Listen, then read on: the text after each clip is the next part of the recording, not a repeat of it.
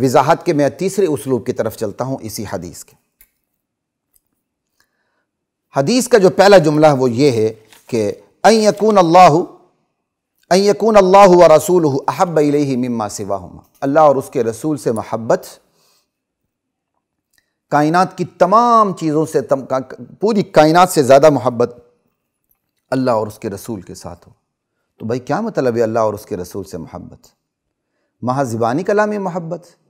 بیٹے کو باپ سے محبت ہوتی ہے اور بیٹا باپ سے محبت کے دم بھرتا ہے، ابا جی مجھے آپ سے بہت محبت ہے، لیکن وہی باپ اگر کوئی آرڈر جاری کرے، اتنا ہی کہہ دے کہ بیٹا پانی پلا دو، کہ نہیں ابا جان محبت تو آپ سے بہت ہے لیکن میں آپ کو پانی نہیں پلا سکتا، ابا جان آپ سے محبت بہت ہے لیکن میں آپ کو گھر میں نہیں رکھ سکتا کیونکہ میری بیوی آپ کو برداشت نہیں کرتی، آپ کے لیے اولڈ ہوم ہی بہت اچھا ہے۔ تو ایسے بیٹے پر اللہ کی لعنت اور پھٹکار نہیں پڑے گی تو کیا ہوگی؟ وہ زبانی کلامی محبت ہے، وہ محبت کے تقاضوں پر عمل نہیں ہے، وہ محبت کی شرائط پر عمل نہیں ہے۔ بالکل اسی طرح اللہ اور اس کے رسول سے محبت کا مطلب کیا ہے؟ ایک بندہ کہتا ہے مجھے اللہ اور اس کے رسول سے بہت محبت ہے، بڑے محبت کے دم بھرتا ہے، بڑی دیگیں چڑھاتا ہے، بڑے بڑے کام کرتا ہے جناب علی، لیکن جو اللہ کے رسول کی سیرت ہے وہ سیرت نہیں، جو رسول کی سیرت ہے وہ سیرت نہیں، جو رسول کی صورت ہے وہ صورت نہیں، جو رسول کی صفات ہے ان کو اپنانے کے لیے وہ تیار نہیں، جو رسول کا عقیدہ اور نظریہ ہے صلی اللہ علیہ وآلہ وسلم وہ اس کا عقیدہ اور نظریہ نہیں، تو پھر محبت کا کیا مطلب ہوا؟ اللہ اکبر۔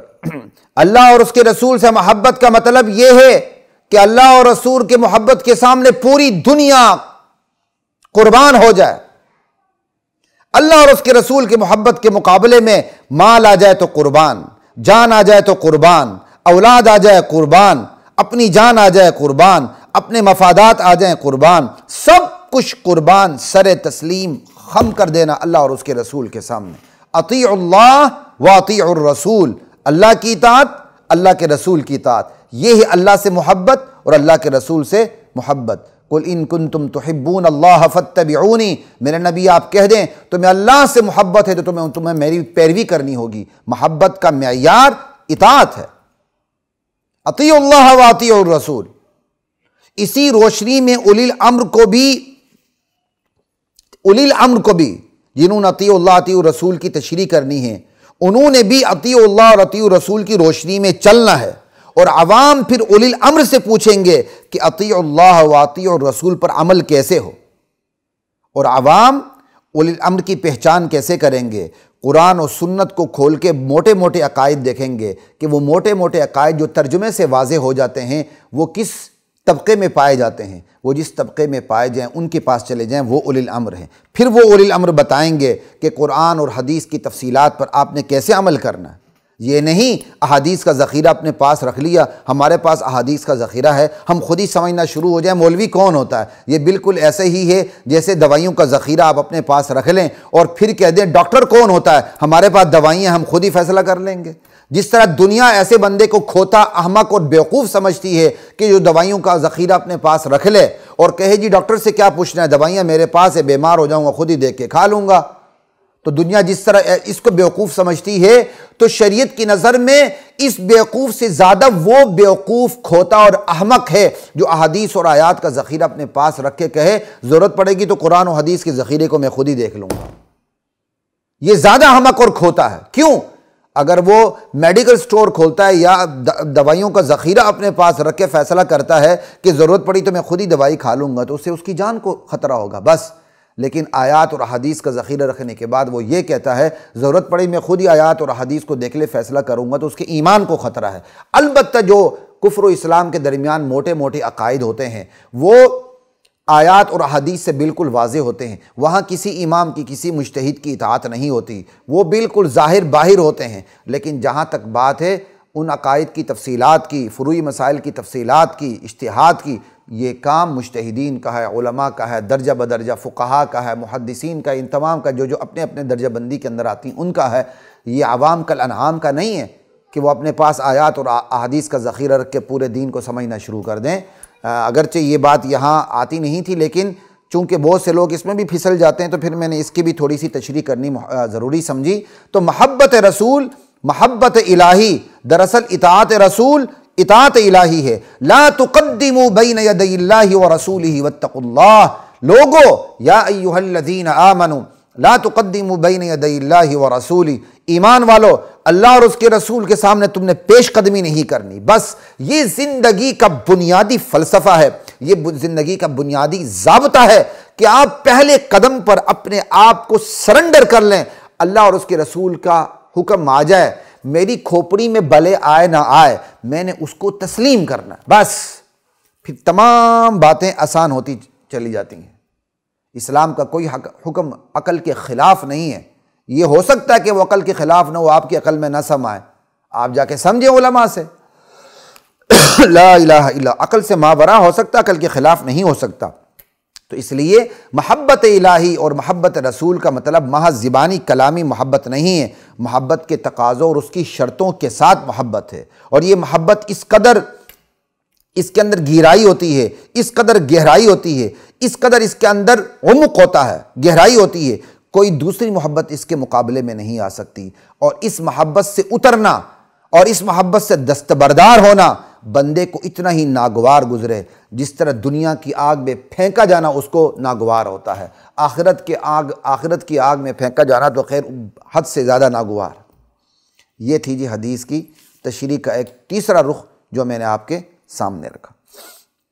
اب چند باتیں اور چوتھے مرحلے پہ آپ سے کر لیتا ہوں کہ حدیث میں یہ لفظ آیا ہے، اور میں اب لفظی اختلاف میں نہیں جاؤں گا کہ یہی حدیث مسلم میں بھی ہے، ترمذی میں بھی ہے، احادیث کے دیگر ذخیرے میں بھی یہ حدیث موجود ہے، کچھ لفظی اختلاف کے ساتھ۔ یہاں میں نے اس حدیث کا انتخاب بخاری کا اس وجہ سے بھی کیا کہ یہاں لفظ ہے وَأَن يَكْرَهَ أَن يَعُودَ فِي الْكُفْرِ۔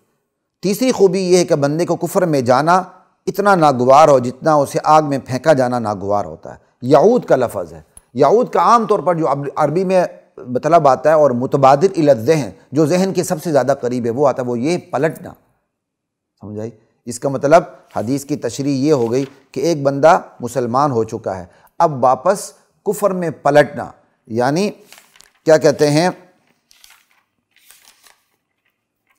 واپس کفر میں پلٹنا اس کو اتنا ہی ناگوار ہو جتنا آگ میں جانا اس کو ناگوار ہوتا ہے۔ تو پھر تو یہ حدیث براہ راست سب سے پہلے اسی کے لیے ہوئی جو کافر سے مسلمان ہوا، تو ابتداً مسلمان ہے تو اس پر بھی یہ منطبق ہو جائے گی قیاس کرتے ہوئے، ٹھیک ہے جی، یہ بات بھی ہو گئی۔ لیکن یہاں جو میں بتانا چاہتا ہوں، عاد یعود، عاد یعود کا مطلب پلٹنا بھی ہوتا ہے اور عاد صار کے معنی میں بھی آتا ہے، ہو جانا، ایک حالت سے دوسری حالت میں منتقل ہو جانا۔ تو پھر حدیث کا ترجمہ یہ ہوگا کہ تیسری خوبی بندے کی یہ ہے کفر میں چلے جانا اسے اتنا ہی ناگوار ہو جتنا آگ میں پھینکا جانا۔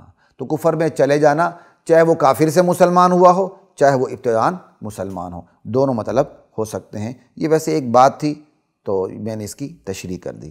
اب آخری بات جو آپ کے سامنے کرنے لگا ہوں پانچویں مرحلے میں، وہ یہ ہے، یہاں محبت کی بات ہوئی ہے، ٹھیک ہے نا؟ حدیث کے تینوں جملوں میں محبت کی بات ہے کہ تین خوبیاں ایسی ہیں جس کے اندر پائی جائیں وہ ایمان کی میٹھاس پا لیتا ہے۔ پہلی خوبی یہ ہے کہ اللہ اور اس کے رسول سے محبت، اللہ اور اس کے رسول سے محبت، کائنات میں سب سے زیادہ جو محبت ہے اللہ اور اس کے رسول سے، اللہ اور اس کے رسول سے زیادہ محبت اس کو کسی سے نہ ہو۔ ایک دوسری محبت، کسی سے بھی محبت ہو اللہ کی بنیاد پر محبت ہو، اور تیسری کیا ہے کہ کفر میں چلے جانا اسے اتنا ہی ناگوار ہو جیسے آگ میں پھینک دیا جانا۔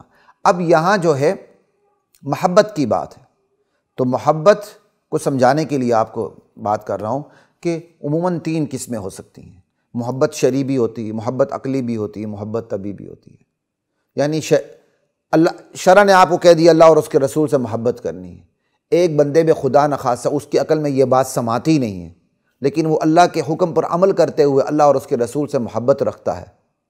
بالفرض سمجھ لیں کہ اس کی عقل میں بات سماتی نہیں ہے، لیکن وہ کہتے ہیں یار میں نے تو اللہ کو دیکھا ہی نہیں، رسول کو دیکھا ہی نہیں، میں کیسے محبت کروں؟ لیکن وہ سرنڈر ہو کے کہتا ہے اللہ اور اس کے رسول کا حکم ہے، وہ دلائل کے سامنے سرنڈر ہو جاتا ہے، ٹھیک ہے؟ تو یہ محبت شرعی ہو گئی، ٹھیک ہے؟ اور اگر اس محبت کو اس کی عقل بھی تسلیم کرتی، ہاں اللہ اور اس کے رسول سے محبت ہونی چاہیے، تو یہ محبت عقلی ہو گئی۔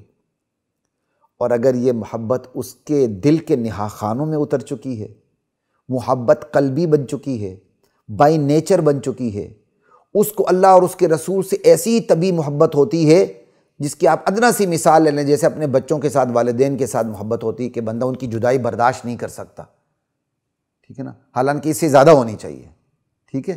یہ میں نے والدین اور اولاد کی مثال اس لیے دی کہ وہ طبعی محبت، یہ بے اختیار محبت ہوتی ہے۔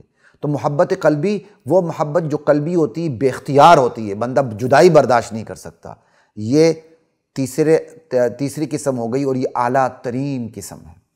اب یہ تینوں محبتیں جمع ہو جائیں نا، کہ اللہ اور اس کے رسول سے محبت اللہ کے حکم کی وجہ سے بھی ہو، محبت شرعی، اللہ اور اس کے رسول سے محبت لاجیکل بھی ہو، محبت عقلی، اللہ اور اس کے رسول سے محبت بائی نیچر بھی ہو، اپنی اولاد اور اپنے ماں باپ سے زیادہ بھی ہو، کہ بندہ اللہ کا دیدار کرنا چاہے، اللہ کے رسول کا دیدار کرنا چاہے، مدینے جائے تو نکلنا نہ چاہے، مکے جائے تو نکلنا نہ چاہے، اس کے اتھرو نکل آئیں۔ یہ محبتیں تینوں جمع ہو جائیں تو ایمان کی اعلیٰ ترین میٹھاس نصیب ہو جاتی ہے۔ تو بس یہ محبت کے 3 درجے آپ کے سامنے رکھنے کا مطلب یہ تھا کہ میری اور آپ کی محبت اللہ اور اس کے رسول کے ساتھ جس درجے کی ہوگی اسی درجے کی میٹھاس نصیب ہوگی۔ یہ میں نے اس لیے بھی بات کی کہ بہت سے لوگ کہیں گے ہمیں اللہ اور اس کے رسول سے محبت ہے، لیکن وہ ذرا میٹھاس کا پتہ نہیں چلتا، ذرا ذائقے کا پتہ نہیں چلتا، مزہ نہیں آتا۔ وہ مزہ اس لیے نہیں آتا کہ محبت اس انتہا پہ نہیں گئی ہوتی ہے۔ تکلف کریں، اللہ سے رشتہ جوڑیں، تنہائی میں بیٹھیں، خلوت میں بیٹھیں، اپنا دکھڑا اللہ کے سامنے کریں، اللہ کے سامنے اللہ کے ساتھ سرگوشیوں کی، راز و نیاز کی عادت ڈالیں، اللہ کے ساتھ اپنی راز کی باتیں کرنے کی عادت ڈالیں، تنہائی میں بیٹھیں، جس طرح آپ کسی محبوب سے بات کرتے ہیں، کسی چہیتی بیوی سے بات کرتے ہیں، تو کس طرح بات کرتے ہیں، تنہائی میں بیٹھ کے بات کرتے ہیں۔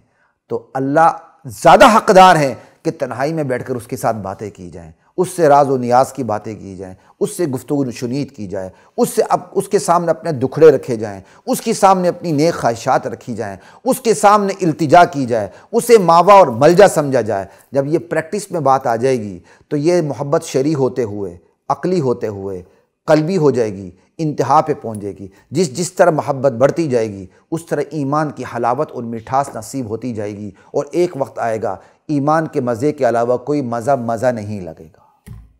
تو بس جس قدر محبت ہے اسی قدر ایمان کی حلاوت نصیب ہوتی ہے، اور جس قدر کم ہوگی اس قدر کم، اور جس قدر محبت زیادہ ہوگی ایمان کی میٹھاس بھی بڑھتی چلی جائے گی، جتنا گڑ اتنا میٹھا۔ اللہ کی ذات مجھے اور آپ کو ایمان کا مزہ نصیب فرمائے۔ السلام علیکم ورحمۃ اللہ وبرکاتہ۔ وَلَقَدْ أَنزَلْنَا